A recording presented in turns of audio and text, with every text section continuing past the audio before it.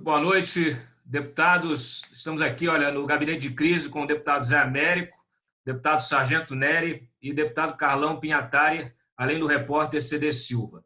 Bom, nosso objetivo é a gente debater aqui rapidamente como cada um de vocês está vendo a forma como o governo está lidando com essa crise, com essa pandemia da Covid-19, considerando que São Paulo é o estado com o maior número de ocorrências, de casos confirmados e também de óbitos. Podemos dizer que São Paulo é o epicentro da Covid no Brasil. E a gente, nas últimas semanas, tem observado algumas iniciativas por parte da administração do governo, por parte da prefeitura, iniciativas até às vezes contraditórias. Parece que não há um entendimento claro sobre a reabertura das atividades econômicas, sociais, no momento em que a curva da Covid, aí, dos casos, continua ascendente. Então, de cara, eu gostaria de um posicionamento, obviamente, aí do líder do governo, Carlão Pinhatari, em relação a esse cenário atual. Bom, boa noite, Cláudio, boa noite, CD, Silva, boa noite, Zé.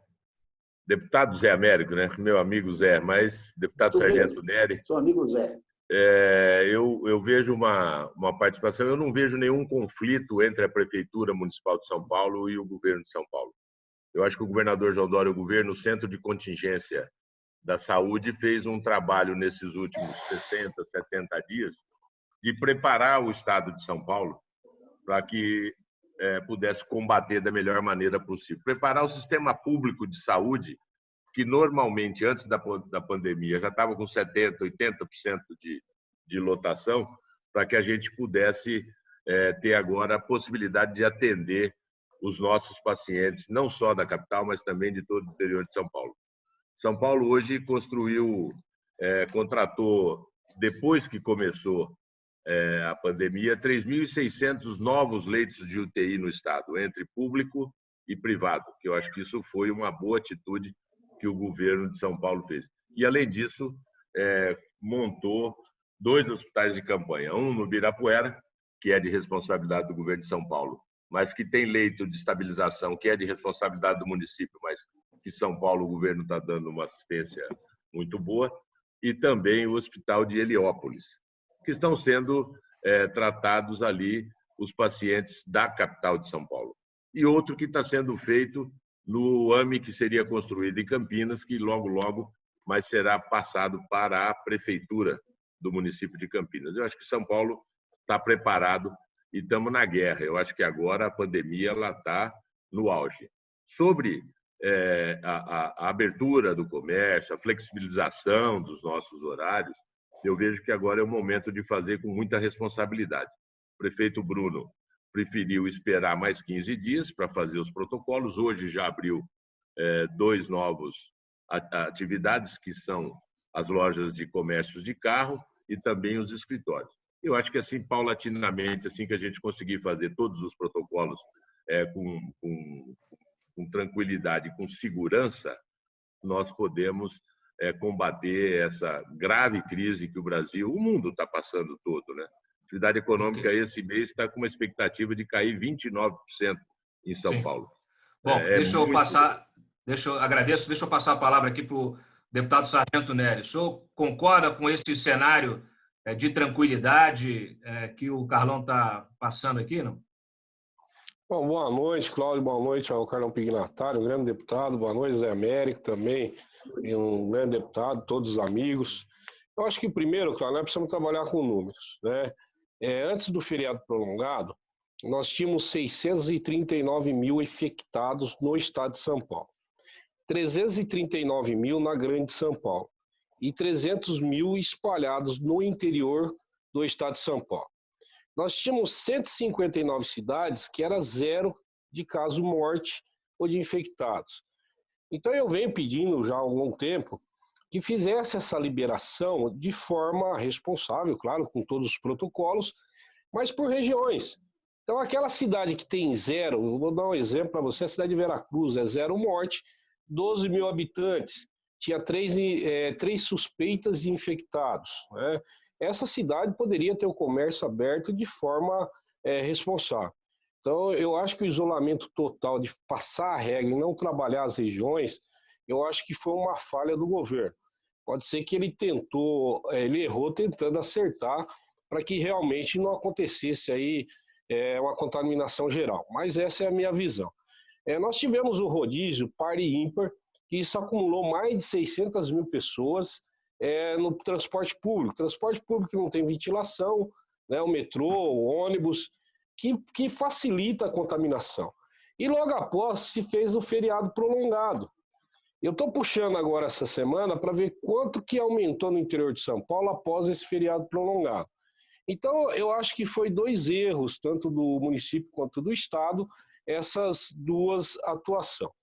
Quanto aos aparelhos da saúde, eu estou visitando quase todos os hospitais, né? Então, por exemplo, o hospital aqui do Ibirapuera, uma estrutura maravilhosa, muito bem feito, elogiamos o trabalho dos médicos, até o trabalho do próprio governo nessa instalação. Mas achei desnecessária. Por quê? Porque nós somos no Hospital de Campanha Ibirapuera, lá tem 1.800 leitos. Aqueles 1.200 leitos que não estão sendo utilizados... Não é verdade, Nery, não é verdade. Não, deixa eu... Depois você fala, Garão, não tem problema. Não são 1.800, eu fui lá, são 1.800 leitos, 516 está operando e 1.200 estão sem operar. O Estado contratou 516. Não, mas deixa eu falar, eu sei disso. O que eu estou falando você não está entendendo. Olha só, no Ibirapuera tem 1.800 leitos, 516 tem estão capacidade para 1.800 leitos. Não, tem 1.800 montados, só falta colocar para funcionamento. Tem cama, só não tem colchão, então está lá montadinho. Só paga quando funcionar. Isso, só paga quando pago funcionar por leito. Segundo, mas aí fica difícil de eu explanar. Então são 1.800 leitos, 516 está operando, os outros estão preparados para ser operados, certo? Por que construir o Hospital de Ibirapuera com mais 246 leitos? Por que não usou lá o recurso para colocar no Hospital do AMB? Isso que nós estamos falando é uma crítica construtiva para o governo, para que ele utilize o recurso público que ele gastou aqui no Ibirapuera no próprio AMB. Nós fizemos, por exemplo, a vistoria da cesta básica que o governo está distribuindo. Excepcional a cesta básica. Nós elogiamos os produtos da cesta básica, de primeira qualidade. A única diferença que nós achamos estranho, vamos notificar a secretaria, é que uma nota custava R$3 cada cesta a mais que a outra. Nós não deduzimos nada porque nós não apontamos para ninguém. Nós vamos pedir esclarecimento porque pode ser que na compra aquela empresa que vendia mais barato não tinha a cesta básica. Então nós vamos esperar a secretaria responder. Então aquilo que o governo trabalha bem, nós estamos apontando sim um trabalho bom do governo. E aquilo que nós achamos que foi para mais ou para menos, nós estamos pedindo esclarecimento. Então vamos lá. O Hospital de Guarulhos, o Hospital Geral de Guarulhos, nós fomos visitar. Ele está superlotado o sistema Covid. Eu conversei com os médicos e ele falou, daria para se abrir 35 leitos para a Covid. Desses 35 nós conseguiríamos colocar pelo menos 10 UTI numa ala, só que precisa do investimento do governo. A parte de equipamento EPI do Hospital de Guarulhos estava suficiente, eu olhei o estoque, eu só achei a máscara muito justa, a reposição, mas tinha máscara para os funcionários, e achamos estranho e achamos uma omissão de não se investir na parte do leito do Hospital Geral de Guarulhos. O que nós fizemos? Notificamos o Ministério Público quanto a isso daí, é ele que tem que apurar. Então, deixa eu só interromper para dar tempo para todo mundo. Eu entendi a sua colocação, perfeito, vou querer que o senhor se manifeste ainda em função dessas fiscalizações que estão sendo feitas. Estou entendendo, o senhor colocou aqui, que uma coisa, você tem às vezes excesso de leitos num lugar, falta de leitos no outro, então talvez... Isso, exatamente. A esse planejamento. Jamérico. Tudo bem, Dantas? Bom, eu quero saudar você, Dantas, saudar o nosso repórter... CD Silva? CC, né? Como é que é? CD Silva. Na verdade, o nome dele é Frederico. CDzinho. O nome dele é Frederico. Eu estou aqui agora confessando que revelando, é um furo de reportagem. O nome dele é Frederico. Não sei porque ele não gosta. Opa, Usa esse Carlos, pseudônimo aí. Depois ele tá vai bom, na CPI das fake news por estar usando pseudônimo. Mas vamos. perfeito. Eu queria saudar o Carlão Pignatário, o Sargento Nery, nossos amigos, deputados, batalhadores, trabalhadores. Olha, eu digo o seguinte, no geral, meu partido tem sido de oposição, tem sido muito duro em relação ao companheiro Dória, né, meu partido PT. No entanto, nessa pandemia, Dantas, nós reconhecemos que a posição do governador Dória, no geral, no sentido geral dela, foi um sentido correto.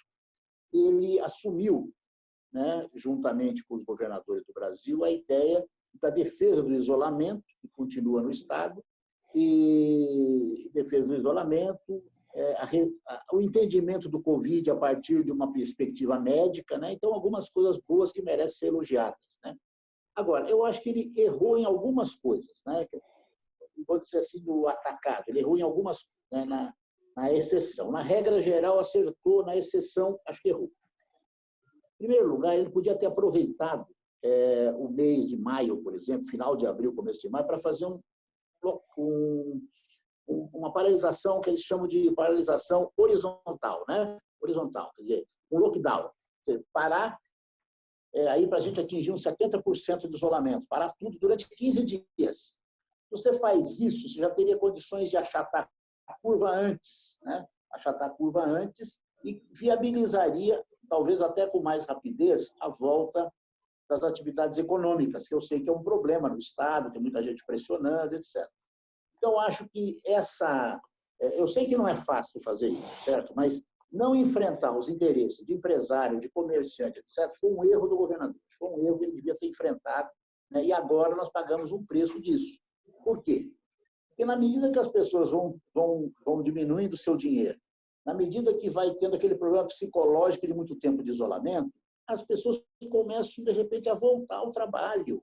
As empresas começam a voltar. Então, o governador, né, meio que de forma, digamos assim, até improvisada, né, está tendo que organizar essa volta às atividades econômicas em algumas regiões, como São Paulo, e talvez não fosse o momento correto.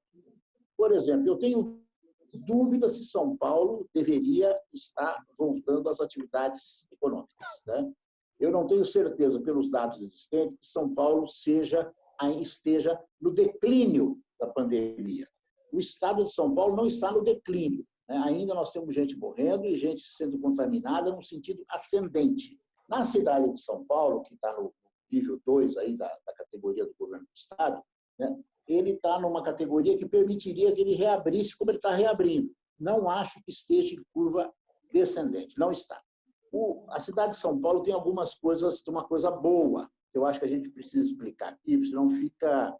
É o seguinte, o fato do governo do estado, aliás, o fato da cidade ter leitos disponíveis não ocupados, isso não é uma coisa ruim, é uma coisa boa, né? A Organização Mundial de Saúde sugere que as cidades fiquem aí com pelo menos 25%, 30% de leitos disponíveis. O mecanismo utilizado para isso pelo governo do estado também não é ruim, ele só paga o leito utilizado, né? Se o leito não for utilizado, ele não paga. Então, eu acho que o mecanismo é bom. Então, isso a cidade de São Paulo tem a favor. Mas não tem a favor, primeiro, o grau de isolamento não chega a 50% em São Paulo, e, em segundo lugar, nós ainda temos uma curva que eu acho ascendente, né? Uma curva subindo de infecção. E no estado nem se fala, também tem, né? Eu compreendo que deve ter uma pressão muito grande para reabrir, etc., mas, enfim. Outra coisa do governo do estado que eu gostaria de observar, quero que isso seja resolvido, né? É o seguinte, com relação à transparência. Antigamente não estava sendo publicado o que era comprado, agora está sendo publicado. O portal da transparência começou a publicar uma semana aí, legal, muito bom. Mas essa publicação tem que ser mais detalhada, quer dizer, quantos respiradores foram comprados, quanto custa, tal, etc, etc. Acho que é importante para que a gente possa acompanhar. Em linhas gerais é isso, eu gostaria de falar num primeiro momento, pontificando isso. Perdemos uma oportunidade de fazer um lockdown lá atrás, certo? E estamos voltando no momento que eu acho que talvez não fosse o caso, porque nós não temos ainda uma linha descendente de contaminação e mortes. Né? Nossa linha ainda é ascendente. Então, eu temo muito pelo que pode acontecer. Né? A gente pode ter que voltar atrás, o que é muito pior. Carlão, a gente tem aí, você fica à vontade também para se posicionar em relação ao que os demais falaram, né? A gente tem uma investigação que talvez seja aí a mais relevante desses contratos emergenciais, porque esse negócio de contrato emergencial virou realmente uma pandemia. Uma pandemia, uma farra, né? Porque assim, a gente tem problemas em todos os estados, né? E assim, já tem a operação da Polícia Federal. Eu imagino que o Dória deve ter preocupado aí de sofrer uma operação dessa também. Há muito questionamento sobre a responsabilidade do governo ou das empresas que fornecem, porque essas empresas são todas intermediárias. Mas o fato é o seguinte: nós temos vários contratos que estão sendo investigados pelo Ministério Público e também pelo Tribunal de Contas. O de mais relevância é justamente o dos respiradores. Hoje, inclusive, a Cruzoé, a nossa revista Cruzoé, trouxe uma informação que me preocupou particularmente, que é a participação de um intermediário, que é um empresário grego, que foi tesoureiro do PTB e que atua há muito tempo aqui em Brasília, inclusive, e que já se envolveu em algumas investigações, inclusive na época da Valec. Enfim, é um personagem conhecido, vamos dizer assim, desses rolos político/policiais, né, da nossa aqui de Brasília. Então, e ele aparece de repente, quer dizer, um cara que já vendeu trilho de trem, agora está aparecendo aí vendendo respirador. Como é que o senhor responde a essas investigações que estão em curso? O superfaturamento é claro aí, quer dizer, ou pelo menos os indícios de superfaturamento em função de valores. Parece que o governo de São Paulo pagou o mais caro respirador do Brasil, né? Foi o que pagou mais no Brasil inteiro, o governador que pagou mais. Até semana retrasada, entrevistando o Zema, né, o governador de Minas, e, inclusive, estava fazendo troça com isso. Falei assim, pô, eu comprei o meu respirador por R$15 mil e o Dória por 150, 200. Então, gostaria da sua posição. O Dantas, primeiro que eu desconheço o fato desse grego, dessa pessoa, que, como está sendo feito pelo Ministério Público, eu espero que seja elucidado o fato e o que o governador quer.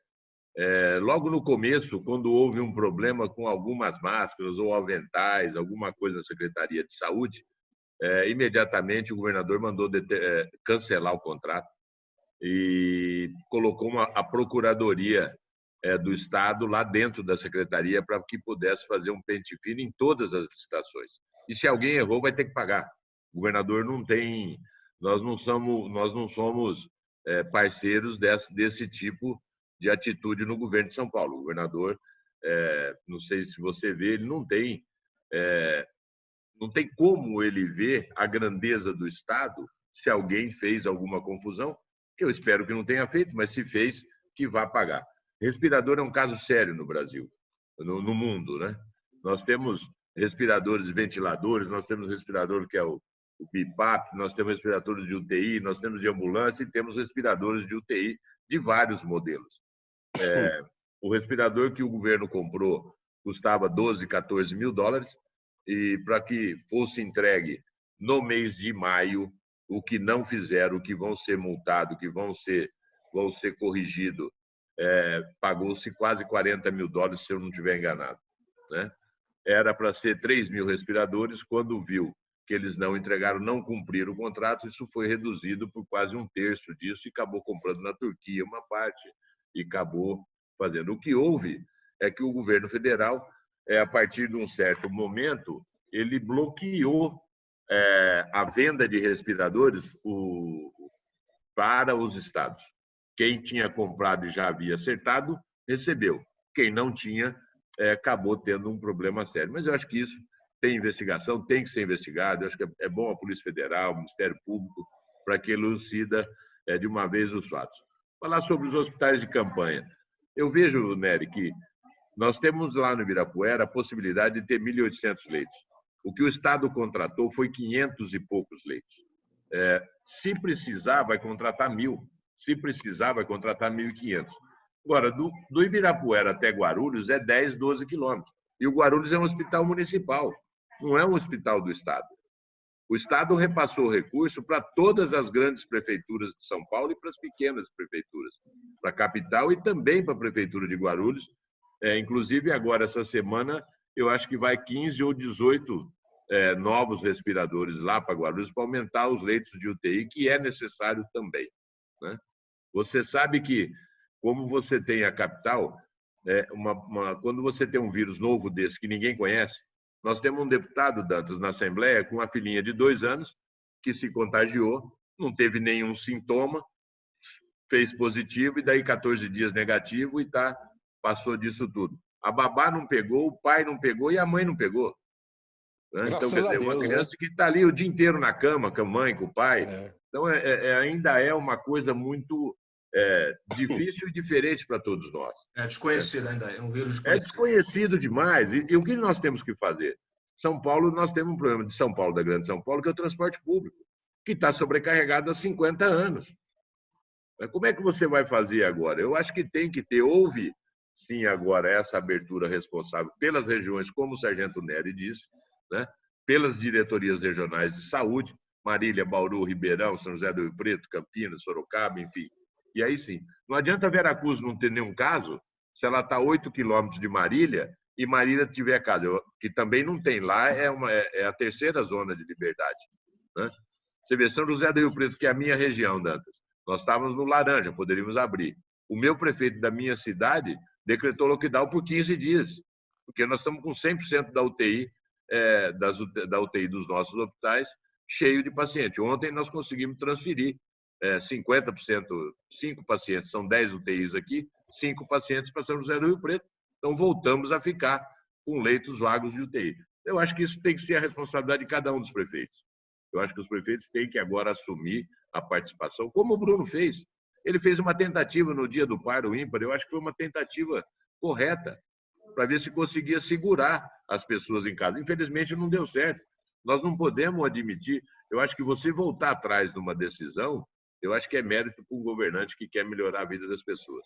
Eu vejo isso com muita tranquilidade, viu, Dantas? Voltando ao gancho do deputado José Américo, que falou de números, vamos falar de números e começar então com o líder Carlão sobre os números. Existe um grupo de pesquisadores da USP, da Unifesp e de outras universidades, que é o Grupo Covid-19, e eles publicaram uma nota técnica no último sábado, pouco antes da nova abertura do comércio em várias regiões de São Paulo. E eles argumentam que, segundo eles e a Fiocruz, não se deve reabrir o comércio a menos depois de 3 semanas sustentadas de decréscimo no número de óbitos, o que ainda não ocorreu em São Paulo. Não ocorreu. E além de não ter ocorrido essas 3 semanas de decréscimo, eles também mostram que o Plano São Paulo, que dividiu São Paulo em cerca de 20 áreas ali, em cores diferentes para cada comércio, diferentes áreas do comércio. Região de saúde. Cada região de saúde. Não existem critérios claros, até pelos próprios indicadores do Plano São Paulo. Eles citam aqui o exemplo, por exemplo, de que municípios como Araraquara, São Carlos, Barretos e Botucatu estão na fase amarela, quando pelos indicadores do próprio Plano São Paulo deveriam estar na fase vermelha. Então, não existe uma transparência de como que funcionam esses números com esses critérios. Deputado Carlão, o senhor está confiante de que essa abertura, neste momento, é o melhor passo, sem o decréscimo sustentado do número de mortes e com os critérios ainda confusos por parte do Plano São Paulo? Eu acho que, primeiro, não tem nenhuma confusão nos índices. Nós temos 5 indicadores que todas as regiões de saúde, que as cores específicas de cada uma estão naqueles 5 determinados pelo Centro de Contingência do Governo de São Paulo, que, inclusive, tem 2 professores da USP junto. Eu ouvi um professor da USP de Ribeirão ontem dizendo que vai morrer 100 mil pessoas nos próximos 40 dias. Quer dizer, cada um está dizendo uma coisa. Agora, existe um estudo técnico sendo feito que nós temos que confiar na parte médica das pessoas que estão ali. Aqueles 17 profissionais de saúde da área privada e da área pública para dar uma sustentação. E o Plano São Paulo tem, sim, 5 indicadores. Eu não vou me recordar todos, mas é leitos de UTI, número de casos, enfim, uma série de coisas que está sendo feito ali. Eu acho que nós estamos aprendendo, CD. Pode ter erros de alguma coisa? Pode. Mas não tem nenhum momento uma decisão política de abrir uma região ou não outra região. O que teve, sim, foi um acompanhamento técnico do centro de contingência, que tem 17, se eu não estiver enganado, médicos de alta relevância. Inclusive, o governo de São Paulo contratou o João Gabaldi, que estava lá com o ministro Mandetta, que é um bom especialista. Gabardo. Né? Oi? Gabardo, não? Gabardi, eu acho que é. João Gabardo. Gabardo. Gabardo. E ele hoje é o nosso chefe do centro de contingência, pela experiência, ficando em Brasília esse tempo todo, de conhecimento de Brasil. E as declarações deles que é possível, sim, com muita responsabilidade, começar a voltar à atividade econômica no estado de São Paulo. Mesmo que... Independentemente da separação em regiões dos critérios, é uma boa ideia abrir mais comércio ainda com a curva na ascendente? Eu penso que eles, pelo menos a parte médica está dizendo que sim. Eu não vejo ascendência de infectados, sim, né? Uma pequena ascendência, mas de óbitos já diminuindo, que a gente espera que isso rapidamente, a estrutura de saúde de São Paulo possa conseguir com que essas pessoas nós não podemos deixar o paciente chegar à UTI. Nós temos que tentar... Zé Américo não está concordando, não. Fala aí, Zé. Não concordo. Não, cada um... eu não sou especialista, eu não sou médico, eu sou administrador de empresas, mas se a partir do momento que você tem um centro de contingência com 17 profissionais médicos dizendo que foi aprovado por eles esse plano, foi aprovado por eles, porque São Paulo, as atividades essenciais são 74% da economia paulista. Né?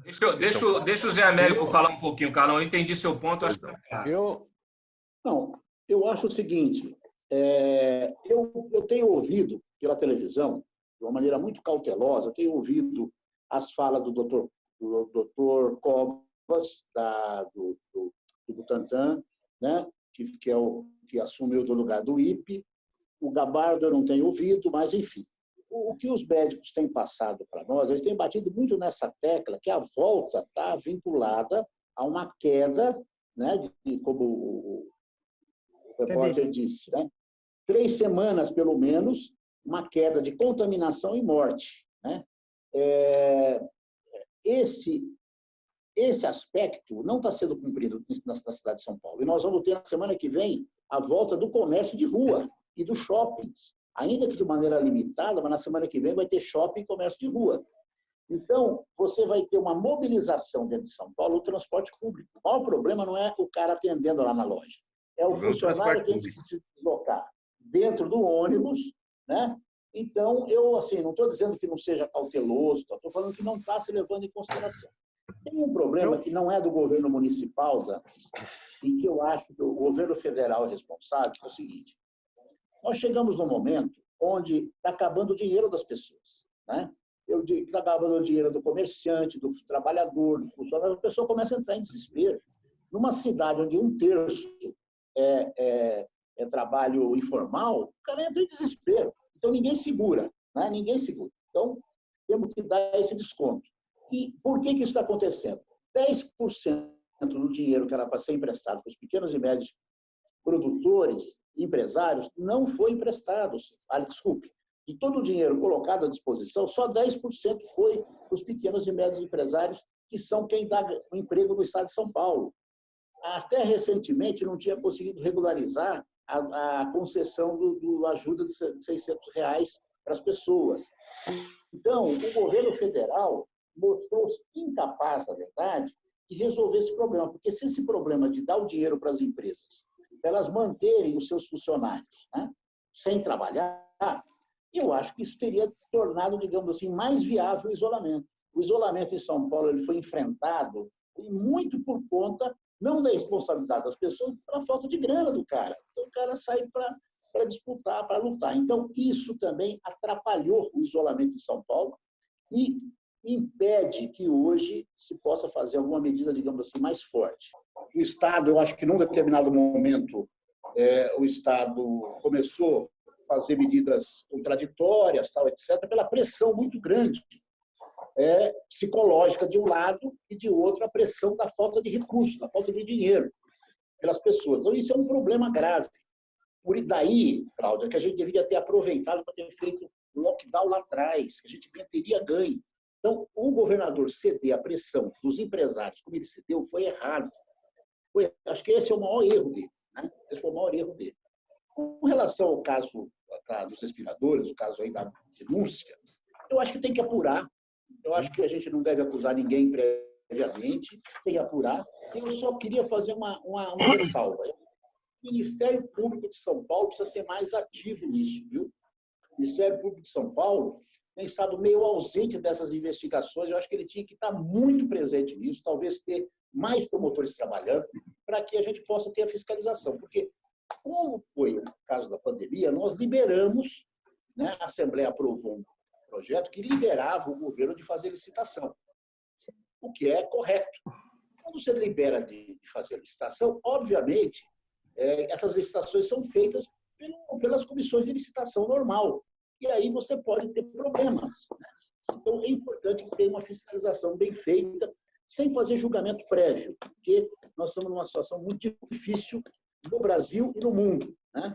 Temos que fiscalizar, né? Fiscalizar e, ao mesmo tempo, ter um pouco de paciência com as coisas, porque nem tudo acontece como a gente quer. Né? No caso do respirador, o governo federal interveio, até corretamente, centralizando as compras para ele. Isso dificultou as compras dos estados. Né? De qualquer forma, São Paulo, o custo foi muito alto, precisa ser apurado, investigado e ver se tem alguma responsabilidade dolosa no caso. Né? Ok. Sargento Nery. Cláudio, quanto aos respiradores, como o Zé falou, tem que ser apurado. O próprio Carlão também. O Carlão é uma pessoa que eu admiro muito, conheço, ele prima aí pela apuração. No caso dos 14 milhões aí de aventais, foi o PDO que levantou. E lembro bem que o Carlão me disse, mandou para o Ministério Público? Se não mandou, manda, né? Então, essa clareza que eu acho que nós temos que ter. Quanto aos respiradores, a única coisa que me estranha é o governo de Minas Gerais, o Zema, comprou de uma empresa paulista e pagou mais barato. Foi antes da proibição, Nery. Não, eu sei, mas calma. Foi antes da proibição do governo federal. Calma, Carlão, calma. Não, só estou te informando que foi antes da proibição do governo federal. Eu ia chegar lá. Ele comprou numa empresa paulista, houve a proibição, ele foi buscar na China. E um preço realmente fora do médio que foi comprado pelos outros estados, né, outros governadores. Quanto à liberação, eu acho que o governo demorou para liberar. Eu acho que ele demorou para fazer as ações que deveria ser feito. Por que isso? Houve a comprovação que em fevereiro nós já estávamos com pessoas infectadas no Brasil. E no mundo já se falava do Covid. Mesmo assim, liberou o carnaval. Não se fez nenhuma ação no início do ano para realmente conter. Poderia ter feito essa paralisação parcial com todo o protocolo de segurança desde o início, né? Eu acho que seria um trabalho mais prudente. Isso não é o caso do governo do estado, não. Eu estou falando, Carlão, do Brasil inteiro que deveria ter feito. Eu acho que seria muito mais responsável. Agora, quanto a essa liberação parcial, isso me leva a crer que eu estava certo naquilo que estava pedindo, que era a liberação regional nas regiões que tinham menos problemas, né? Eu acredito que dessa vez o governo acerta na liberação, pontuando aí com esses índices de internados, UTIs, né, pessoas infectadas, para liberar o comércio e também as indústrias de forma gradativa. Mas insisto em falar que poderia ter feito esse trabalho o Brasil num todo, né, isso desde o governo federal, estaduais e municipais, deveriam ter feito um trabalho quando apareceu essa pandemia no mundo, né, para se evitar que realmente viesse crescer muito a curva. Se nós tivéssemos trabalhado lá atrás de forma prudente, com um isolamento parcial, eu acho que nós estaríamos sofrendo menos. Quanto ao prefeito de São Paulo, eu espero que ele realmente venha flexibilizar o comércio. Eu sei também que ele tem o maior número de infectados no estado, porque a cidade de São Paulo e a Grande São Paulo tem o maior número. mas o aparato da saúde da Grande São Paulo e da cidade de São Paulo, o Carlão que mora no interior sabe que é muito melhor que o próprio interior de São Paulo.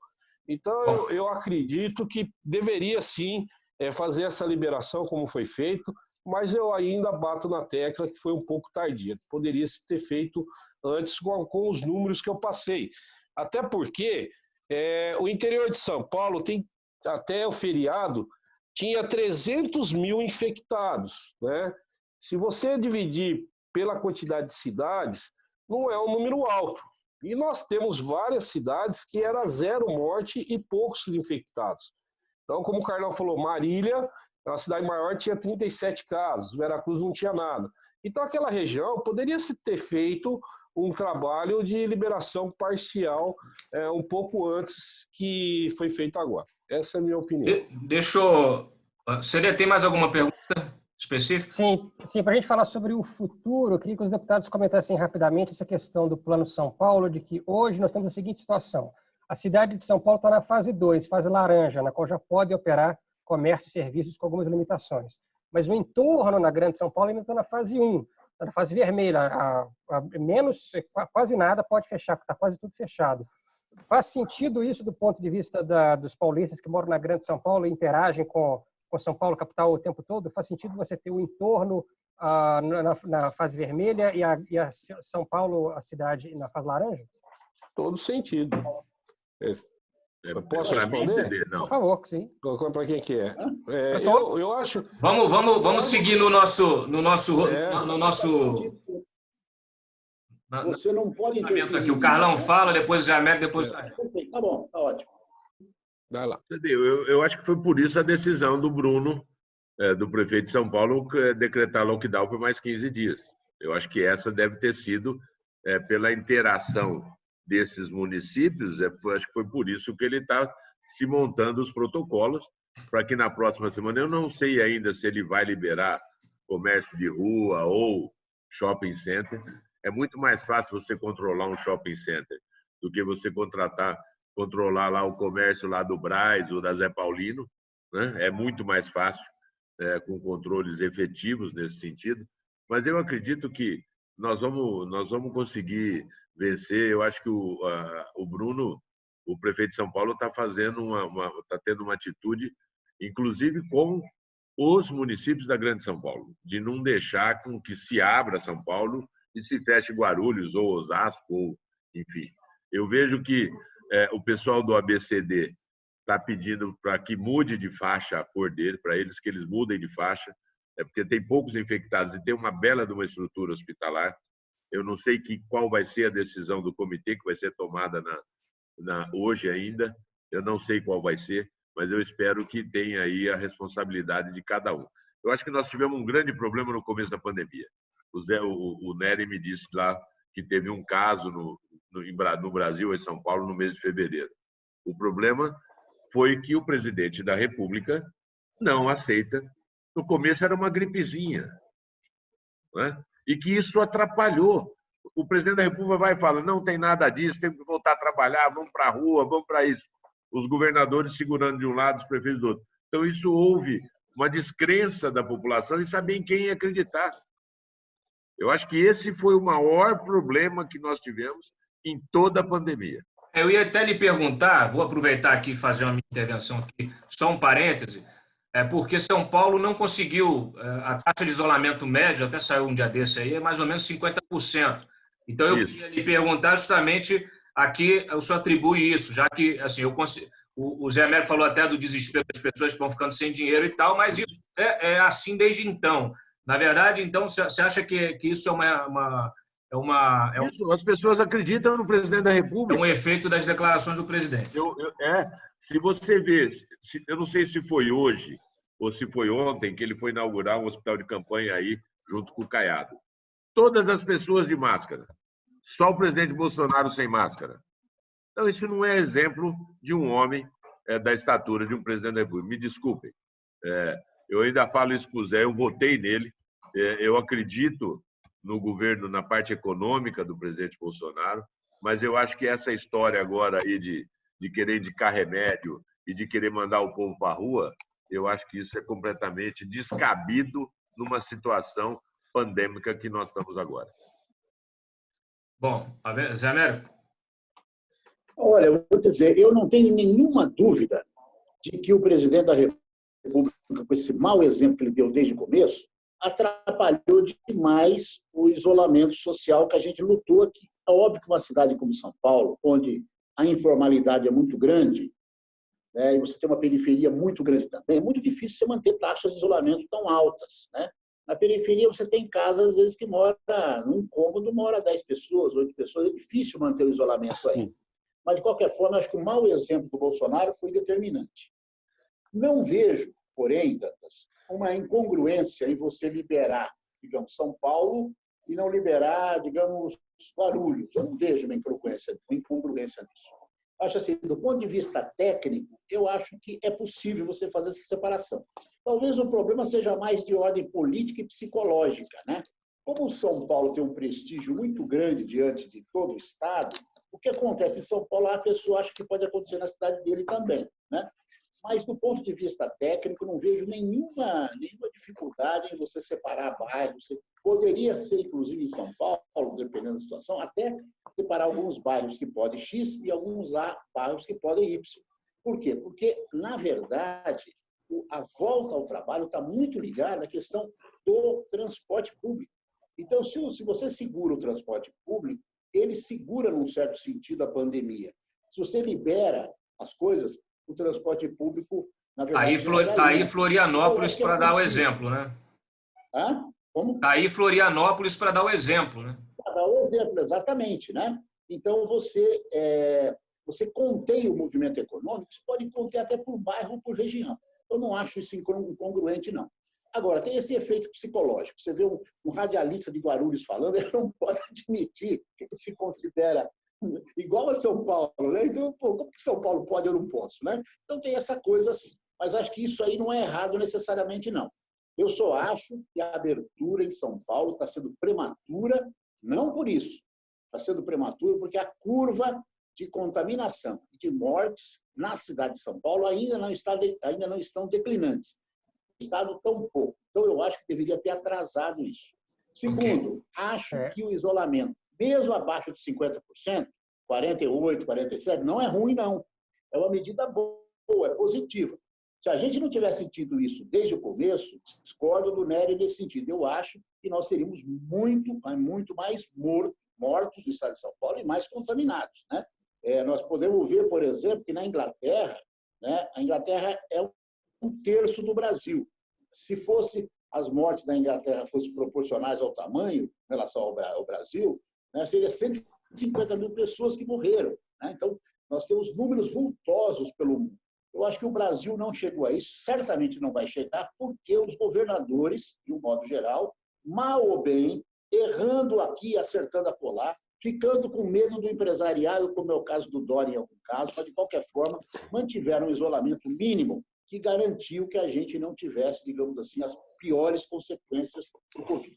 Eu quero saber, Sargento, eu vou passar, peraí, deixa eu só eu vou passar a palavra para o Sargento antes de você, CD, segura aí. É só um parêntese, só não anulando o raciocínio do deputado, ele falou do radialista de Guarulhos, radialista é serviço essencial, não para em cidade nenhuma.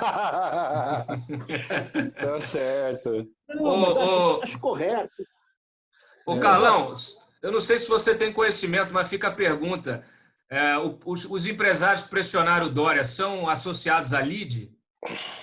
Não sei. Eu acho que não houve pressão, não. Nós fizemos reuniões, eu participei de reuniões, Dantas, com mais de 300 empresários de todos os setores, junto com o governador e com o vice-governador Rodrigo Garcia. Físicas ou virtuais? Oi? Virtuais. Físicas ou virtuais? Não, virtuais.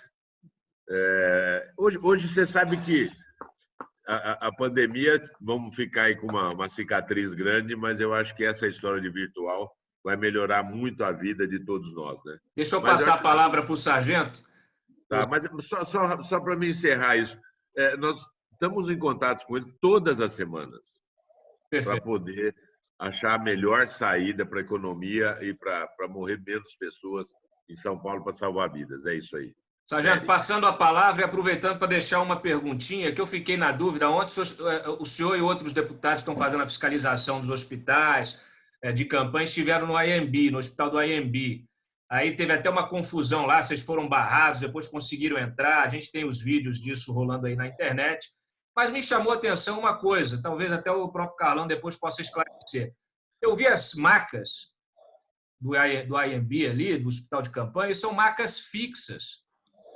E até onde eu pude entender, as macas da Covid, dos pacientes de Covid, são macas retráteis, né? São aquelas macas que fazem...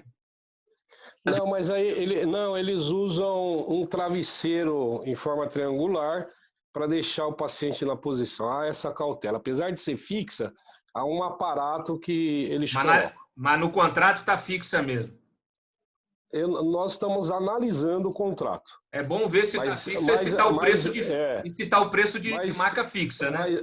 Mas a cautela e o cuidado com o paciente está havendo, isso é inegável. Tá? Bom, fica à vontade aí para já fazer a sua... Bom, Cláudio, é o seguinte, a Grande São Paulo era muito complexa, seja na sua parte geográfica, até no hábito de convivência. Se você pegar a Zona Sul, é diferente da Zona Norte, da Zona Leste.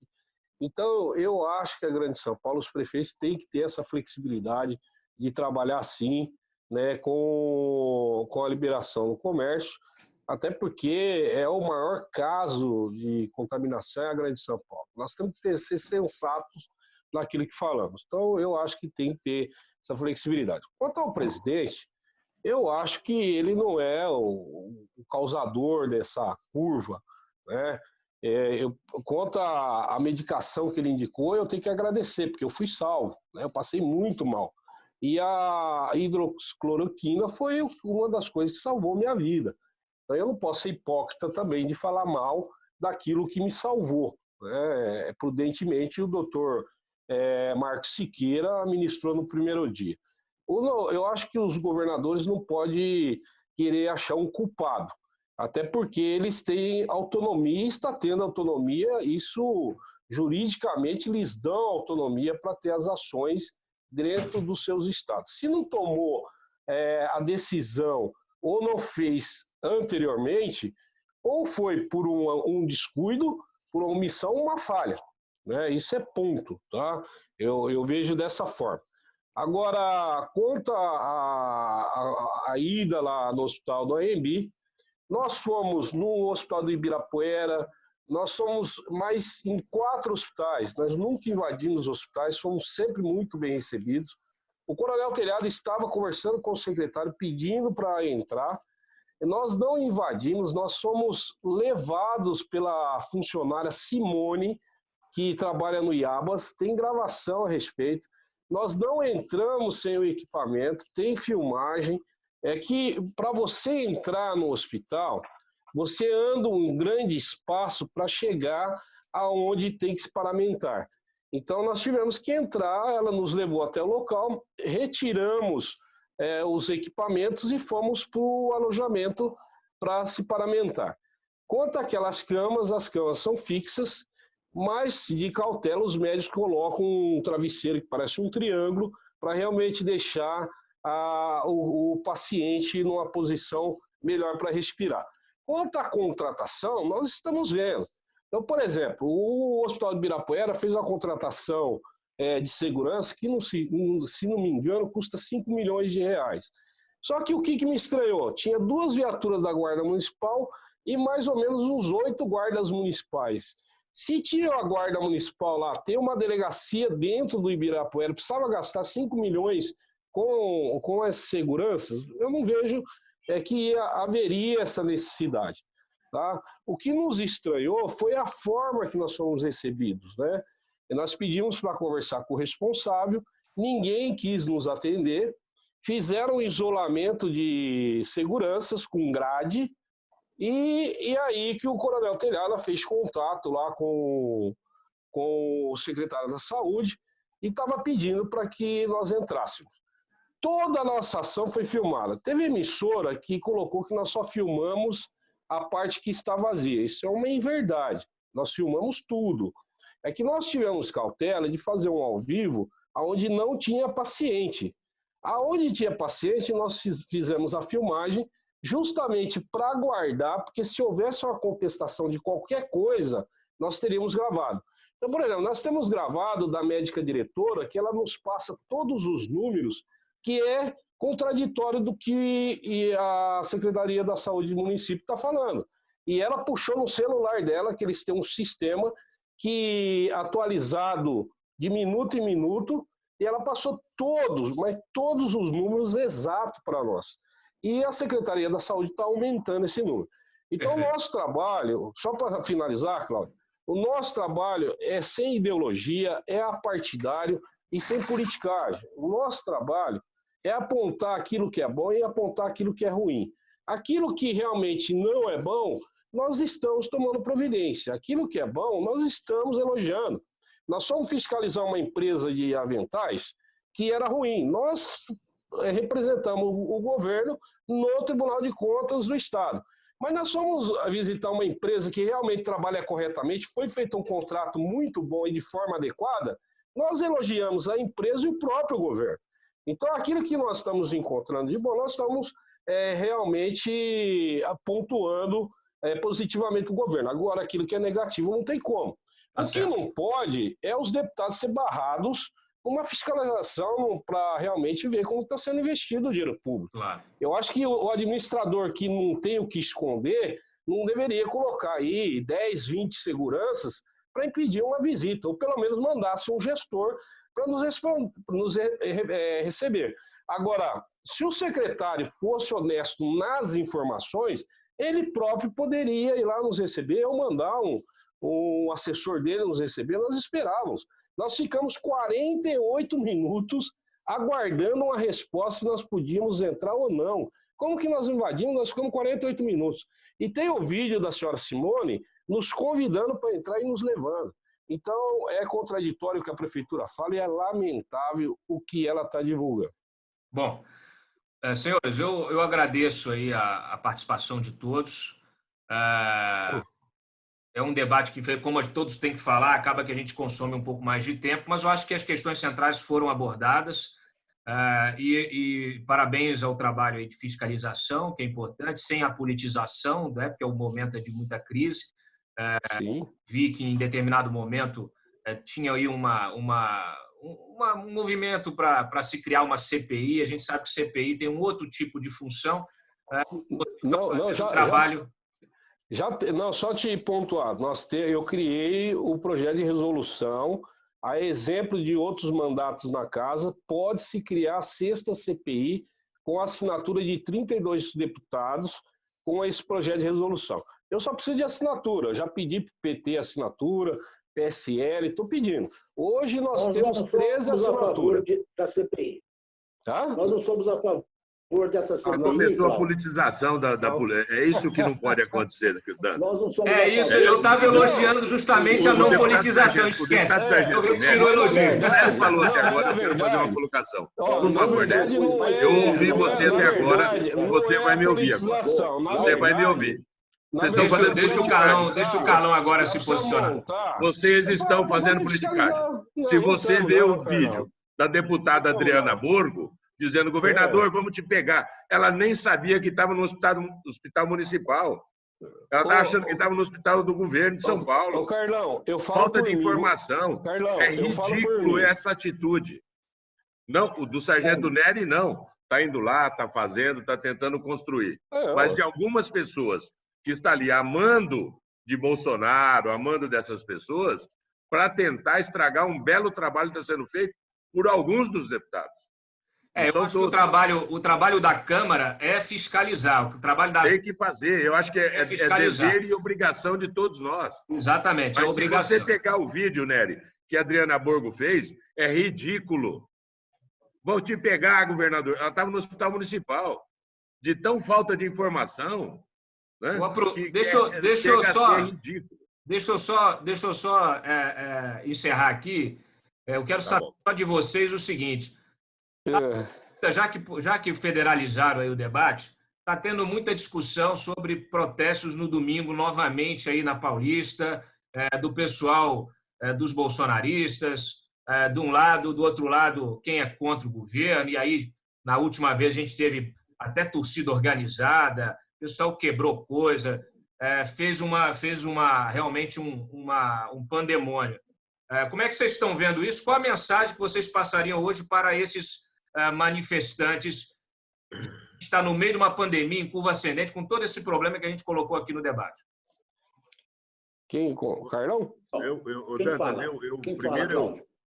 Mas vou fazer o contrário agora. É rápido agora. Eu quero a manifestação rápida de vocês. Sargento? Sim, então. Nery. Dantas, eu acho que é um direito da população, mas como policial militar que trabalhou em muitas manifestações, eu peço responsabilidade.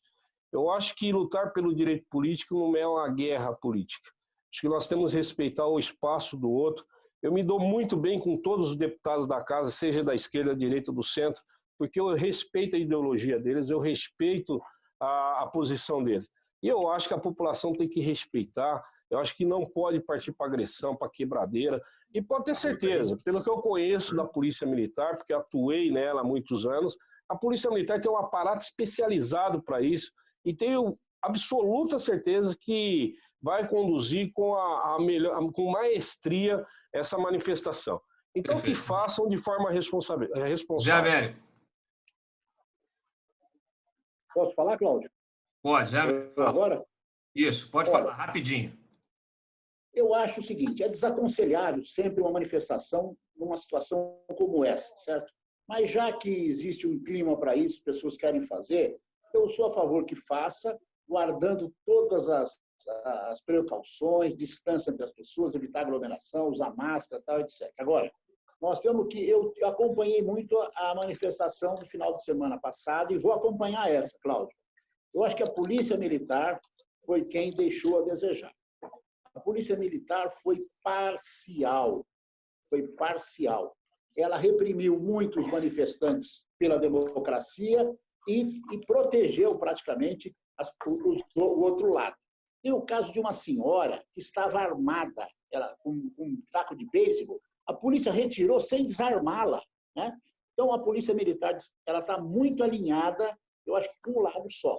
O Gabeira, da TV Globo, fez essa mesma observação durante a transmissão. Tipo, o Gabeira não é referência, Zé.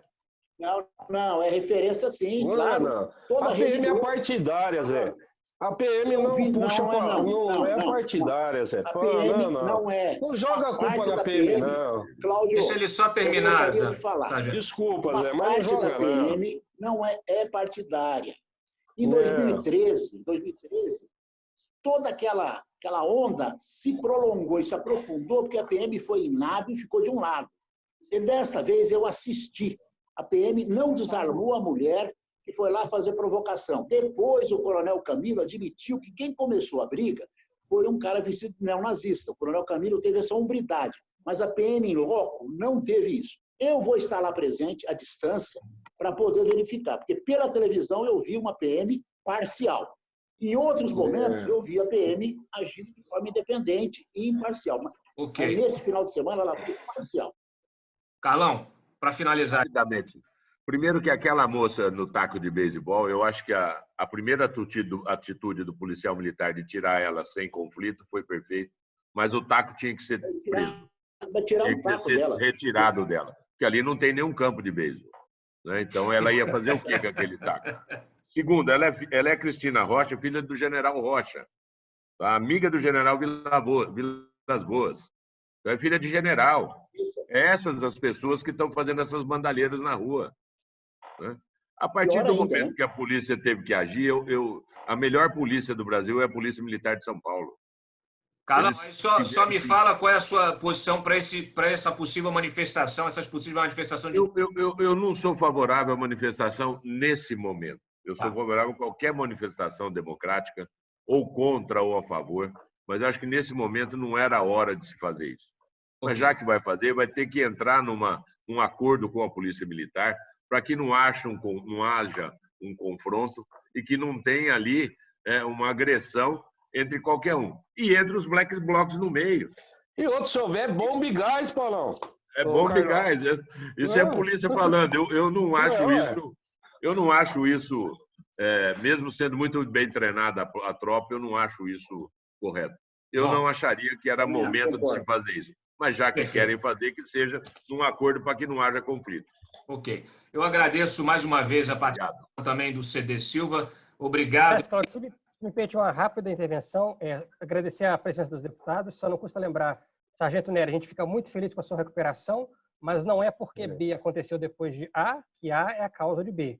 É bom lembrar ao nosso leitor que ainda não há ensaios clínicos provando a eficácia da hidroxicloroquina. Isso ainda está em estudo e nós vamos ver com a ciência aí se a cloroquina funciona ou não. É uma questão aberta. Olha, obrigado. Eu não vou reabrir o debate com a cloroquina agora, não. Não é debate, não é debate, não. Não é debate, não. Agradecer por ele ter falado isso. E só sabe o que é um tiro quem levou o tiro.